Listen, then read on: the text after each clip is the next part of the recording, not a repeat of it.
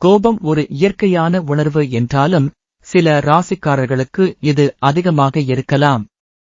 அவர்கள் எளிதில் வெடித்துவிடலாம், ஆனால் அதே சமயம் அவர்கள் உணர்ச்சிகரமாகவும் இருக்கலாம்.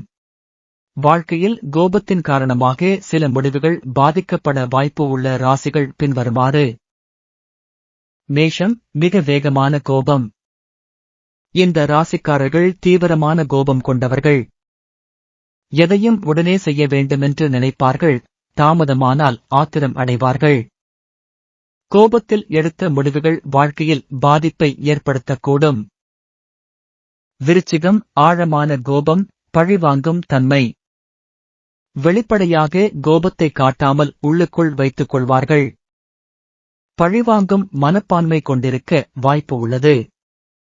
உறவுகளில் பிரச்சனைகள் ஏற்படும் அபாயம் உள்ளது. சிம்மம், அகங்கார கோபம்.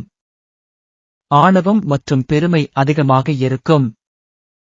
யாராவது அவதூறு செய்தால் அல்லது ஆதிக்கத்தை குறைக்க முயன்றால் கோபம் கொள்வார்கள். குடும்ப உறவுகள், வேலைவாய்ப்பில் இவர்கள் கோபம் சில நேரங்களில் தொல்லையாக அமையலாம். மகரம், உள்ளுக்குள் கொண்டிருக்கும் கோபம். வெளியில் அமைதியாக இருப்பவர்கள், ஆனால் உள்ளுக்குள் அதிக கோபம் கொண்டிருப்பார்கள். ஒரு விஷயத்தை சமாளிக்க தெரியாமல் மன அழுத்தத்தில் இருந்து கோபம் மாறும். வேலை, தொழில் போன்றவை பாதிக்கப்படலாம். கடகம், உணர்ச்சிகரமான கோபம்.